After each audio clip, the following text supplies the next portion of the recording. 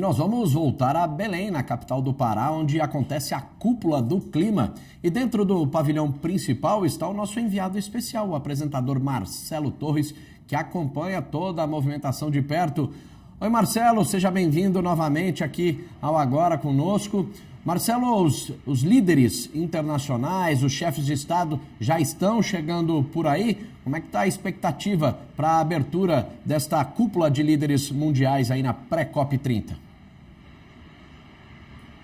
Olha, Eric, o presidente Lula acaba de chegar aqui porque está previsto para agora, 8h30 da manhã. Nesse momento, inclusive, já deve estar acontecendo a recepção oficial dos chefes de delegação dessa cúpula dos líderes, né? Só reforçando, hoje e amanhã a cúpula dos líderes, a partir de segunda-feira a COP30. Os líderes vão se reunir, vão falar sobre temas que talvez estejam um pouco mais travados aí no debate, para que eles consigam fazer negociações e deixar orientações aí para os delegados que vão começar a partir de segunda-feira a participar da COP30, que depois se estende aí por mais 2 semanas, né?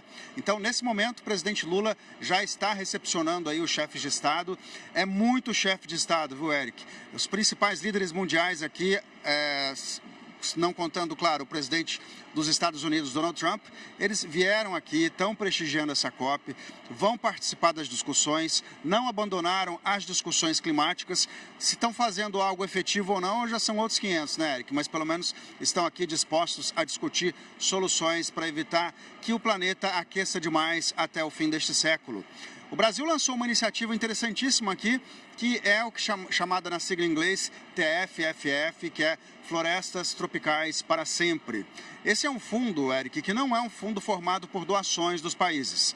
Os países fazem investimento nesse fundo, que é um fundo administrado pelo Banco Mundial, e depois eles recebem juros e dividendos desses investimentos. A diferença é que uma parte dos rendimentos aí sim vai para preservar as florestas tropicais em países como Brasil, Indonésia e República Democrática do Congo.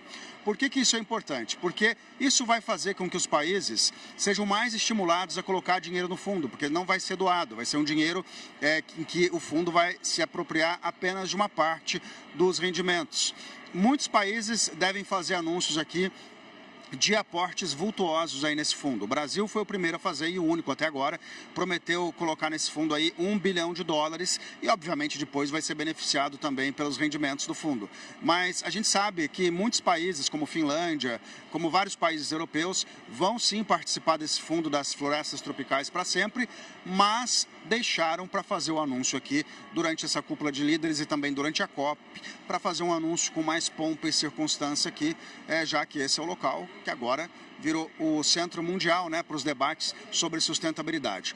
Vamos falar um pouquinho mais sobre a agenda de hoje, então, aqui do presidente Lula, porque ao meio-dia tem uma reunião muito importante com o primeiro-ministro britânico, Keir Starmer, que é também um primeiro-ministro que deve anunciar aporte aí nesse fundo das florestas. Ele estará acompanhado do príncipe William, e a gente sabe que o príncipe William e também o pai dele, o rei Charles, são engajados nessa causa ambiental já há muitas décadas, então esse é um assunto de suma importância para o atual chefe de Estado do Reino Unido. À 1h da tarde vai ter um almoço oferecido pelo presidente Lula aos chefes de Estado e também vai ser um almoço especialmente para integrar aí quem vai participar desse fundo que eu acabei de citar, que é o Fundo das Florestas Tropicais para Sempre. Tem outra reunião importante bilateral às 3 da tarde com o Emmanuel Macron. E aqui eu queria puxar para um outro tema, né? Porque ontem o presidente Lula se encontrou com a presidente da Comissão Europeia, Ursula von der Leyen, e falou também sobre o acordo Mercosul-União Europeia. A gente sabe que a França é o país mais resistente da UE para fechar esse acordo, porque os agricultores franceses têm muito medo das exportações do agro brasileiro, deles serem capazes ou não de competir com o agro brasileiro. E então a gente imagina que nessa reunião das 3 da tarde do Lula com o Emmanuel Macron pode ser discutida aí alguma coisa nesse sentido também envolvendo o acordo Mercosul-União Europeia. Isso também pode interessar muito ao Brasil. A gente vê a correria das pessoas aqui, enquanto a gente está ao vivo, todo mundo para lá e para cá. A gente está nesse momento aqui, viu, Eric? Na sala de imprensa, um grande centro de imprensa que foi montado aqui, em que a gente vê pessoas do mundo inteiro, pessoas com as mais diversas vestimentas. Eu vou pedir para o Márcio Willow aqui, nosso cinegrafista, fazer uma panorâmica para vocês verem um pouquinho aqui da sala de imprensa, porque é um espaço que, como eu falei, tem uma grande diversidade de idiomas, de costumes, né, de roupas e, claro, também de ideias. Eles que estão levando para o mundo inteiro aqui o que está sendo discutido aqui na COP30. É bastante gente, viu? Agora eles começaram a chegar. A gente está com uma sensação aqui, viu, Eric, de começo de festa. Sabe quando a festa começa, mas poucos convidados ainda chegaram, tem mesa sobrando ainda. Imagino que daqui a algumas horas esse daqui vai estar lotado e as pessoas disputando um espacinho para sentar, mas por enquanto é a sensação de começo de festa. E só avançando um pouco mais aqui na agenda do presidente Lula, às 6h15 da tarde tem aquela famosa foto de família, que reúne todos os chefes de Estado, os chefes de governo participando aqui, que é aquela foto histórica, né? Daqui a 100 anos, quando forem falar da COP30 aqui em Belém, eles vão ter essa foto para mostrar. Então, é um momento bastante interessante que a gente está acompanhando aqui, viu, Eric? Ah, interessante, né? E você falou ainda que tá um clima de começo de festa, mas acho que daqui para frente vai cada vez mais aumentar essa movimentação, já que são comitivas de praticamente 140 países, né, Marcelo? E na segunda-feira, quando começa oficialmente aí o evento da COP30, deve ferver e esquentar ainda mais o clima que está já quente aí na capital do Pará. E Marcelo, você falou uma coisa interessante nessa sua entrada, nessa sua explanação, sobre, olha, tem muita coisa acontecendo, a gente não sabe, né, se eles estão fazendo alguma coisa ou não, mas líderes internacionais, antes mesmo de começar a COP30 e agora na pré-COP30, têm defendido a implementação das ações, né, mais efetivas e urgentes dos compromissos climáticos já assumidos, indo além das negociações teóricas para a ação prática, né? Eles querem agora a implementação. Chega de alarde, chega de falar, chega de assinar compromissos, mas começar a implementar, colocar na prática. Acho que é isso, né, que a COP30, dessa vez em Belém, aqui no Brasil, vai tentar fazer. Dar o start também na implementação das negociações até das outras COPs, não é isso, Marcelo? É isso mesmo, Eric. Cada COP tem assim um lema, né? E tem, vamos dizer assim, um motor de iniciativa. Por exemplo, a COP15, que eu também acompanhei na Europa, foi a COP que definiu o Acordo de Paris. Agora, a COP do ano passado, que foi a COP29 de Baku, no Azerbaijão, foi o que eles chamaram de COP do financiamento, a COP do dinheiro, em que os países disseram quanto que eles estão dispostos a gastar aí para ajudar o mundo inteiro a cumprir os objetivos. E essa COP aqui de Belém, ela está sendo chamada de COP da implementação. É justamente isso que você falou, Eric. É por isso que a gente está esperando que daqui saiam acordos que sejam obrigatórios para o mundo inteiro. Fica sempre aquele ponto de interrogação, porque o fato do presidente dos Estados Unidos não estar aqui significa que, sob a administração Trump, talvez os Estados Unidos não aceitem implementar coisa nenhuma.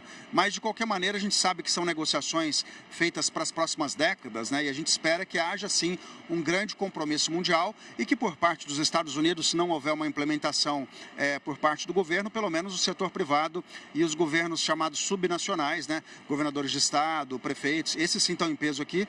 A gente acredita, então, que eles possam, sim, aderir a esses compromissos, até porque, dependendo de como a coisa acontecer, quem não aderir vai ficar de fora de investimento de empresas. A União Europeia, o Brasil, por exemplo, podem dizer o seguinte: as multinacionais aqui presentes, elas têm que seguir os objetivos determinados pela COP, senão elas não podem fazer negócios. Então, não importa se elas são dos Estados Unidos ou de qualquer outro país, elas vão ter que obedecer a isso.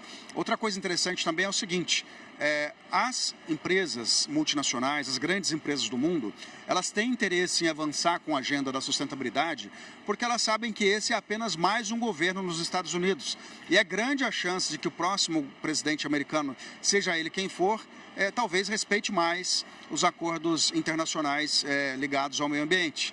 Então, a gente sabe que a agenda da sustentabilidade é uma agenda que continua muito forte nas grandes empresas no mundo inteiro, independentemente do governo. A gente sabe, né, Eric, porque a gente entrevista muitos CEO, muitos diretores de empresas importantes no nosso canal, e eles sempre falam da centralidade da sustentabilidade em tudo que eles fazem. Essa é uma agenda que o mundo empresarial abraçou com força e não deve largar, né, Eric? Tá certo, Marcelo. Você acompanhando tudo, olha, a gente está vendo agora imagens do presidente Lula recebendo aí alguns líderes mundiais que estão chegando neste momento para este evento, para a cúpula dos chefes de Estado. Então, o presidente Lula recebendo ali no palco principal ali da COP30, né, que esse evento muito importante, preparatório, né, para o início dessa mega cúpula que começa oficialmente na segunda-feira. Então, o presidente Lula já recepcionando esses líderes mundiais que vão começar a debater, a discutir as questões climáticas e também questões sobre energia renovável, mudanças aí do meio ambiente. Então, a gente está acompanhando esta movimentação e a chegada dos chefes de Estado lá em Belém, no Pará, para essa preparação para a COP30. Já vai começar, então, este evento que vai debater algumas questões. E por que a gente tem algumas preparações, né, alguns eventos preparatórios? Porque acordos, esses chefes de Estado colocam, né, algumas sugestões, né, para também a assinatura de acordos, e isso aí acaba movimentando e também colocando em pauta alguns assuntos que são levados nessa pré-COP30 para serem discutidos oficialmente, então, na abertura do evento, né, Mariana Almeida, que começa oficialmente, então, na segunda-feira. A gente sempre fala aqui que o evento em si ele tem um efeito simbólico, né? Onde a gente, de alguma maneira... Guterres, né? Chegando, da ONU, Antônio Guterres. Então, mas para o evento poder entregar, inclusive como o Marcelo estava falando, né, até a cara dos eventos, assim, né, na negociação, precisa de muita conversa anterior. E um pouco, este momento que a gente está vendo agora também é parte dessa preparação. É isso. Então a gente acompanha aí, então, a chegada, olha lá, Antônio Guterres, a gente vai acompanhar, tá aí na tela ou não? Antônio Guterres que vai receber agora, olha lá, o aperto de mão do presidente Lula recebendo o diretor-geral da Organização das Nações Unidas no palco principal ali da COP30, a COP30 que está sendo realizada e começa oficialmente na segunda-feira na capital do Pará, Belém, Mariana Almeida. Esse de simbolismo se trata, né, o fato de ser a capital, né, da Amazônia, como tem sido mencionado aí pelo presidente Lula, pelas autoridades todas, é um fator adicional sobre isso, porque é um momento aí de alguma maneira vivenciar mesmo o que significa o que significam todas as mudanças climáticas para um espaço que é o centro aí, ainda de resistência de alguma maneira da biodiversidade, um espaço muito importante. E aí a vida aconteceu o encontro bem agora, também tem esse efeito, e a gente vê todo esse efeito simbólico até nas imagens, quando a gente olha ali, né, a imagem da Amazônia é muito forte para esse encontro da COP, né, o Lula fazendo as honras, né, fazendo os cumprimentos. A gente viu Antônio Guterres olhando aquele painel bonito, né, que mostra ali os rios, né, o rio da Amazônia, essa vegetação toda que chama a atenção, né? Mesmo sendo uma fotografia, né? Um banner, as pessoas ficam impressionadas, né? Com essa beleza natural, né? Porque traz a complexidade, que é uma beleza natural, mas que tem todas as dificuldades, tanto de garantir que isso seja... A manutenção disso. Isso, né? A manutenção disso, a vida, como ela fica, como é que fica a renda das pessoas, a organização, seja dessa convivência dos povos originários com o crescimento das cidades, e aí Belém sendo uma cidade grande também em relação a isso. Eu acho que é dessa realidade que a gente está falando que é importante que seja vivida e que aí seja transportada para os acordos, e aí sim dando mais força ainda para o simbolismo de ter acordo, se falar sobre a questão aí do clima de maneira coletiva, isso vivenciando e acontecendo, falando a partir de um polo onde é tão central que esse avanço da negociação aconteça, né? E mostrando de novo a complexidade de tudo isso, mas a possibilidade de superar essa complexidade com acordos coletivos. Acho que é isso que a COP tenta trazer. A gente vê agora até representantes do Vaticano, né, da Igreja Católica, chegando